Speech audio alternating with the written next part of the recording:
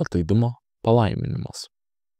Ir atleisk mums mūsų kaltes, kaip ir mes atleidžiame savo kaltininkams.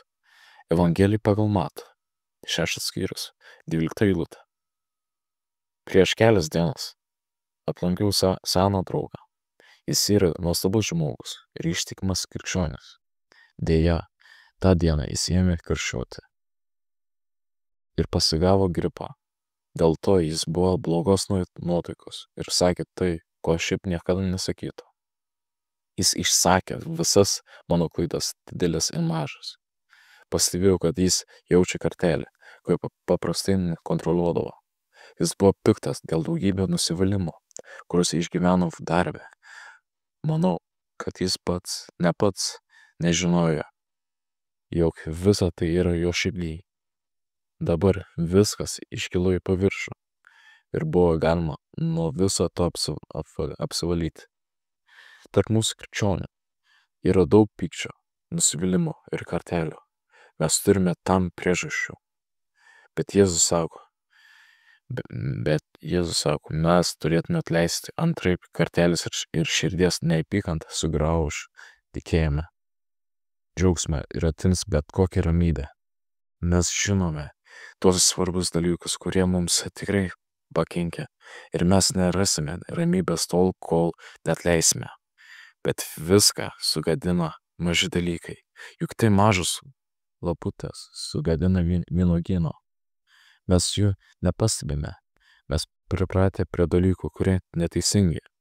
Mes vaidiname kilna širdžius ir pasitraukime šalin, bet jausmai savo ką kito. Taip maži dalykai kaupiasi tol, kol pasidaro kalnas. Ir tada jis spaudžia mūsų tikėjimą, ramybę ir džiaugsmą. Viskas pamažu numiršta. 19 psalmėje yra eilutė. Viešpatie, apvalyk mane nuo kalčių, kurių nejaučiu. Taip, mes irgi norime taip atleisti už dalykus, už kuriuos kaltės mes nebejaučiame.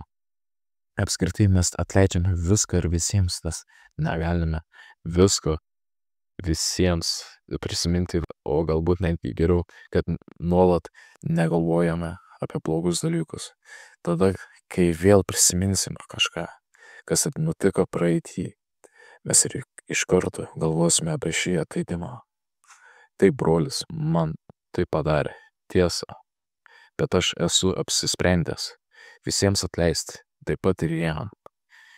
Taip ir ne kitaip. Viskas. Taškas.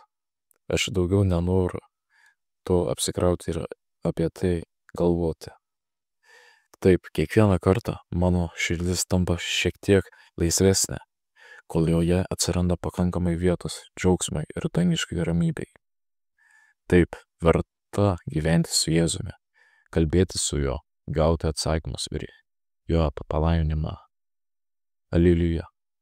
Jis yra viešpats, jis nuostabus. Ačiū Jėzau. Tu vedi mane, gydai ir išlaisvini. Tu nuolat žengi žingsnį į priekį, gilyn, vis labiau ir atskleidi kaltas priežastis, kad galėtume atleisti ir gydyti. Viešpatie, man tai ne visada lengva, bet tu man padedi. Amen.